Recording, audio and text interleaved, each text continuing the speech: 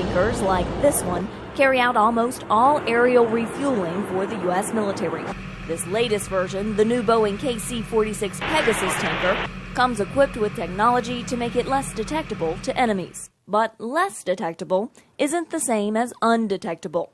And that's a big problem for tankers and the bombers and fighter jets they refuel. Our tankers, because they're so vulnerable, we have to keep them far outside the threat ring of an adversary. That means that our planes cannot go as far in to enemy territory before they have to turn around and come back and hit the tanker again. Air Force General Carlton Everhart tells VOA the Air Force is working on an unconventional solution. I said, hey, I need a laser. I need to protect our airplanes. Well, guess what? In about 2 years, we're going to be testing a laser on the airplane.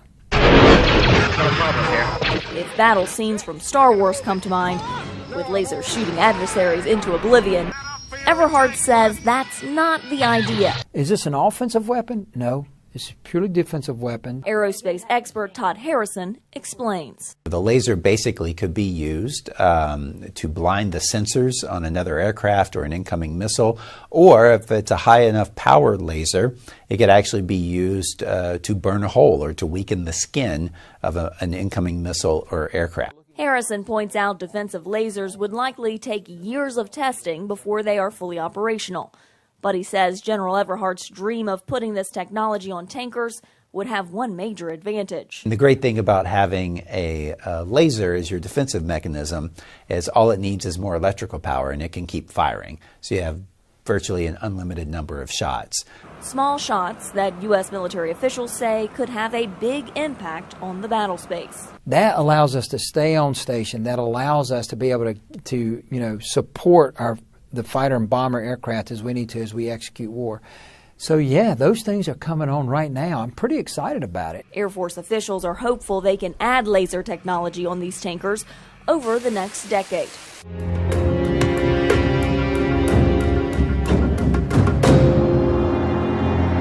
Air dominance. It's what the Air Force is all about. Putting fire on a target is the ultimate goal of air power. But getting aircraft to the target is a critical step. The Air Force flies around the world, but it couldn't do a global mission without its tankers. During the early 1920s, the military needed to find a way to keep aircraft in the skies longer. It looked like an aerial stunt. 4 pilots, 2 biplanes, and a hose drop from one plane to the other. Crazy, right? This was the start of aerial refueling. Fast forward to 1956 when the first KC-135 rolled out. For Staff Sergeant Raymond Hopper, it was a game changer. I went to Salina, Schilling Air Force Base. We had the B-47, we had KC-97 there. So that's what I was working on to start with.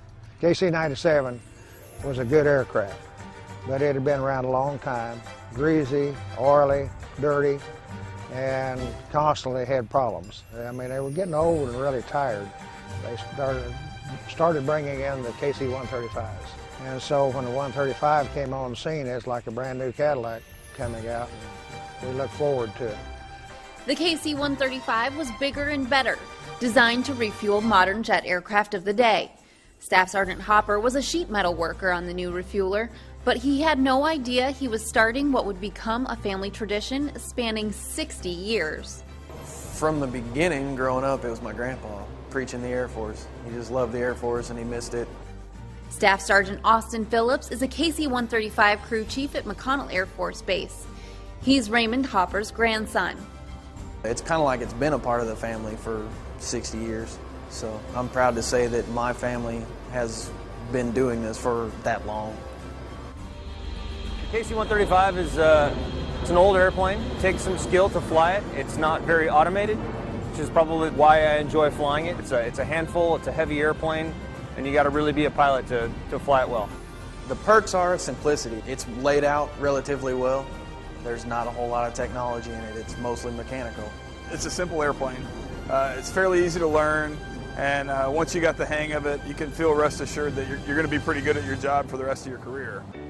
The downfall is it's 60 years old. It's just aged. It's wearing out. The KC-135 has been in the inventory since 1956. So you can imagine the number of people and the number of crews that have been part of this family. That family has supported global operations during Vietnam in the Cold War, in Iraq and Afghanistan, in battle and for humanitarian missions. The KC-135 will continue to serve the Air Force into the future, but there's a new refueler set to join the team. The KC-46, the new platform for the air refueling mission. This flying workhorse is appropriately named the Pegasus, and it's decked out with the latest tech. The KC-46 is going to give us a more functional and economical way to provide global reach and support the warfighter.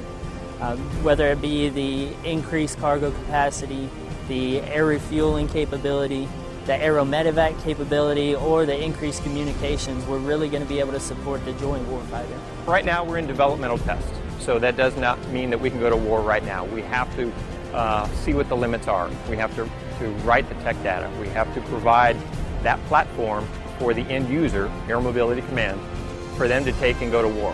And they need to know what the limits are, and that's what we're here to do. The 767 platform is a great, stable platform to develop a derivative tanker aircraft to make the KC-46 out of. As we're integrating the military systems into the aircraft to allow us to capture those same efficiencies so that they're still maintainable, we can still retain that and enjoy that high dispatch reliability that the 767 fleet enjoys today.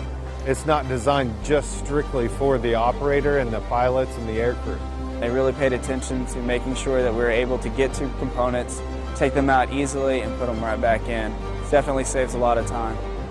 The fuel system's a big improvement. The fuel tanks, the body tanks are made to be removed as a unit, which keeps us from going in tank and working on them while they're on the aircraft. All servicing for the KC-46 can be accomplished from ground level.